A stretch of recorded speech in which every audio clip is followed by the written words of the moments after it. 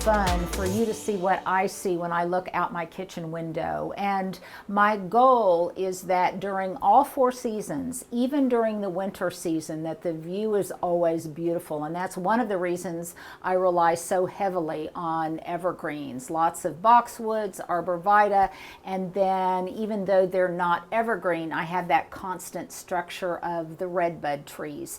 So I thought you might enjoy that. I took out of my windowsill, if you recall, I had some Halloween decorations in here, some galvanized metal Halloween decorations. They're out of here now and they're back in their storage container, and I replaced it with a couple of small olive trees that are sitting in this north-facing window. They will really do well in this environment pretty much throughout the winter months, though typically I always move things in and out, but they can handle this relatively low light. And what I like about them is that they're open and airy enough that I have a little something here to keep me company while I'm working in the kitchen, but not so dense that it obstructs in any way my view to the outside. So now let's go outside and see what's going on for this Wednesday walkabout. Well, so many of you have asked what type of ivy or vine is growing on the studio out back. It grows on the entire front and also the north side, or excuse me, the south side of the studio. And it also, over the past couple of years, I've allowed it to climb and grow up through the trunks of my redbud tree. And I'm glad I did, because it camouflaged a lot of some of the damage from the ice storm of last year. And it's just simply beautiful. I never know what to expect in terms of its performance this time of year, because when Boston ivy is beautiful, it is absolutely glorious. And you can already see that it's starting to change this beautiful color. You could see it from my kitchen window. It will turn, let me show you, Stuart, these just gorgeous shades of red and gold and yellow and even brown, which is just fine for me.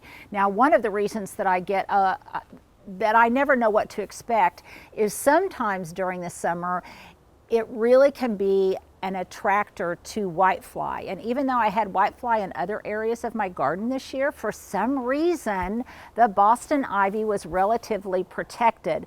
Now, I do sometimes in very late winter, I will sometimes spray it with a dormant oil spray in case of spider mite or whitefly or any kind of critters that might be overwintering and hibernating here in my garden. But for whatever reasons this year, I think it's going to be really spectacular, and I can't wait to show you on the next Wednesday walkabout what it looks like after it's completely changed color.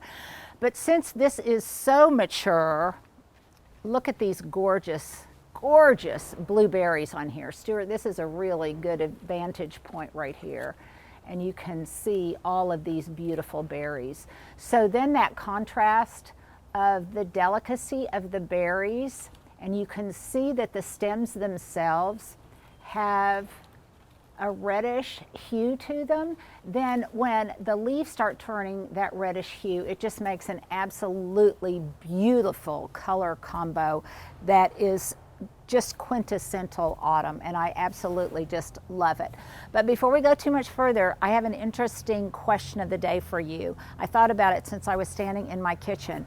I read an article recently about the value of having really good friends, and how they defined really good friends were how many people in your life that I guess assume live relatively close to you have what they called refrigerator rights, that they are such good friends that at any point in time they can come into your house, open the refrigerator, and see what you've got to eat or drink. Now, some of you that might just absolutely appall. For me, I have several friends who have refrigerator rights, including Stuart just raised his hand. He has refrigerator rights to every refrigerator I own, which is 3. But he has refrigerator rights to everything, as does every member of his family and every member on my team. And in that respect, he's just kind of like another one of my sons. Sometimes the cupboard is bare, and sometimes there's something in there. But whatever is there, he is welcome to. So that's my question of the day. Make sure to answer in the comments below. And one other thing, read each other's comments. Oh my gosh, you guys have been so generous and have just shared so many wonderful stories, especially last time when I talked about after the ice storm, and you guys talked about some of your own really horrific weather events in your parts of the country. It just makes the rest of us feel not quite so picked upon when we know we have a little schadenfreude, where we know that other people have it as bad as we do. It makes us feel not so alone. So make sure to read other people's comments, because there is such valuable information there, and it creates kind of a nice little community feeling. So let me kind of, Stuart, would you mind, I guess, just kind of torquing around here.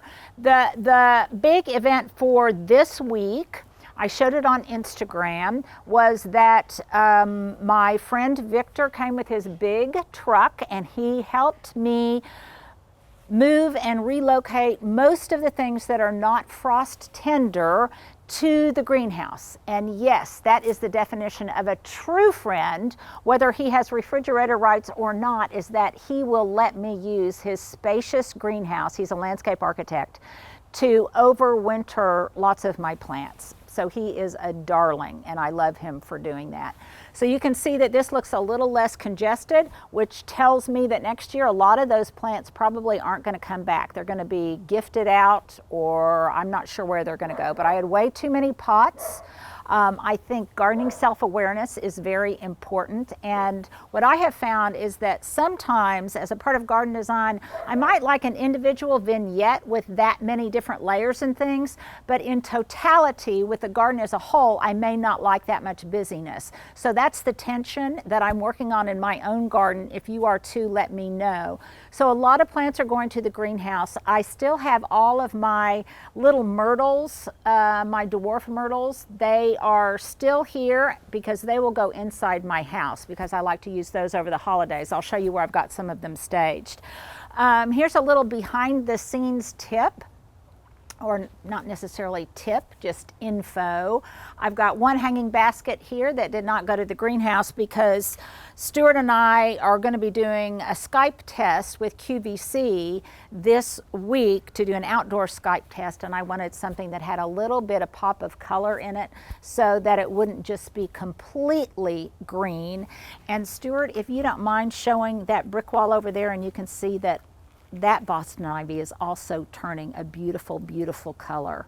Now, this is one of the things that I think is really, I don't know if you have to have it, but I think it definitely is a wonderful contributor to creating what I think of as an English garden touch. And one year I did a seminar on things, touches, signature touches, features, elements that constitute an English garden. And I think having some degree of ivy crawling not only kind of up the walls, but also along the base of steps. Most of this has already lost its foliage, but along the base of steps to soften it, and also to soften any hard angles, I think is just very much an English gardening element touch. You see that I let some of it grow up on the pots. Now, do I periodically have to wrangle it? Yes, but it removes itself very, very easily. I just pull it off, clip it back, and it couldn't be more easy to tend, unlike sometimes English ivy and some other ones like that. This one does put out suckers, so it will grow up the wall on its own. You don't have to have anything to train it, and mine has been here for probably close to 30 years. So that's why it's so mature, putting out berries and things of that nature. But it's definitely one of the stars of my autumn show, I think. Another star that I have shown many times, but it's just now starting to turn color, is this huge mass of oak leaf hydrangeas. And I just love the coloration, and I love it not just for its beauty in the garden and that gorgeous, gorgeous color, but it also looks great if I want to cut branches of it and use it inside, or use it as part of like a buffet for adornment. The leaves are absolutely gorgeous, and you can look towards the back and see some of it has already started to turn really, really red. I do leave the dried flower heads on there, because when it snows, or if it snows, and if we have a gentle frost, please God, no ice, but a gentle frost, then these they turn absolutely silver in the winter garden, and they're just beautiful and a wonderful kind of textural counterpoint to all of the other foliage and things. Pretty soon, the Deutzia here in the foreground, it will start turning really, really pretty gold. But another, I would say the third big star of the show, of the autumn show, is when the barberries start to turn. Now I have a combination of golden barberry. This is one of my favorites. It's a southern living plant. This is orange rocket, but I want you to notice the difference in its color here. Here it's kind of a purple, which will then transform to more of an orange color, i.e. orange rocket. This year, for whatever reasons, it has berried and it's put out these red berries. And I will probably, because it's starting to get fairly large, next spring I'll probably prune it back by about a half to a third. But right now I love the cascading branches and how it looks arching in the garden.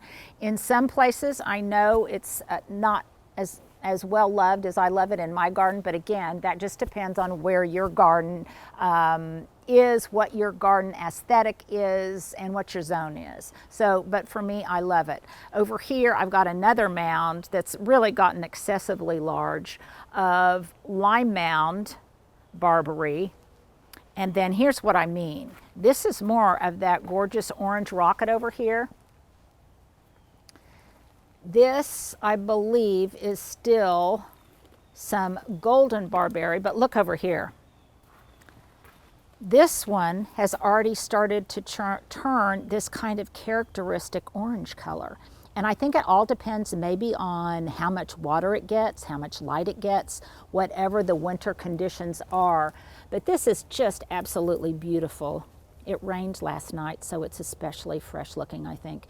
And I love using some of the arching branches in bouquets. So it's kind of grounded by some baby gem boxwoods here, also part of the Southern Living collection. But I show this not only because it's beautiful, but also because as you're doing your assessment of your own gardens this year and you need some plants that are really, really tough and can stand up to intense western sun in the late day summer, then definitely you want to consider this combo. It used to be fussier for me. I used to have, you may recall, I talked about taking out some of my daylilies. I used to have more perennials in here, but increasingly I like to rely on the color and the flower and just the foliage of shrubs rather than perennials, because these look great all year long, unlike some perennials that kind of come and go. So that's kind of my thinking on that, particularly as I'm trying to work smarter, not harder out in the garden. Now, Stuart, I'm going to have you back up if you don't mind. I should have pointed this out earlier, but probably the most frequently asked about plant in my garden, blah, blah, blah, blah. I've said this about 1,000 times, you guys, is this Chinese snowball viburnum in the back that started out as an $11 shrub from Lowe's. But at the top, in the middle section, about halfway up, and then at the top, you can see it's blooming. I don't think it stopped blooming all this year, has it, Stuart? I think it has pumped out blooms year-round, and even though they're rather insignificant on the shrub at this point from a landscaping standpoint, if I wanted to clip some of those and bring them inside, I definitely could. More importantly, look here. Look at all those huge, fat buds that are on there for next spring, when those big, limey white orbs start to come into full flower. It's just wherever I garden, I will always try to have one of these Chinese snowball viburnums. I will, however, be smarter. Even though I checked its mature size when I planted it, in my zone 7 garden with a very long growing season, it has exceeded my expectation. I must have found the perfect spot for it, because it has just almost taken out this section of the garden, but I could never remove it because it's far too beautiful, even though the scale is a little bit oversized. But that's just the nature of gardening, so I'm just gonna tolerate it. A lot of these plants here, they went to the greenhouse. Here is one of my beautiful compacta myrtles. I get these from different places. This one came from Passiflora, Kalamazoo, and I'll try to put a link below, up in Michigan. If you want to order them from mail order from really anyone right now, you want to take into consideration your zone, because if it gets really, really cold where you are, then you're not going to want to be having live plants on your doorstep waiting for you to get home. They might suffer from that exposure to the cold. So this is all done. Now I'm just waiting for next spring, but I want to show you something. I recently top dressed all of this. You can see lots of eggshells in here. All of this with compost from my own compost bin. Stuart, if you don't mind just slowly turning around, you can see I've got another wheelbarrow full of it. I think I have 2 wheelbarrows full that are left that I'm going to use in the border across from the potager. But it is just such a receptive material for seeding. So even though I didn't seed any kind of greens or spinach or cold weather brassicas or things of that nature, if I had, they would have gone to seed and germinated very, very quickly. You can see in here, I've already got germinated some tomatoes. There's some larkspur in here. Some of this I'll just pull out because I don't necessarily want larkspur in here. But this year, I'm going to be a little bit more fastidious about the placement of my greens. Normally, I just kind of broadcast them in here.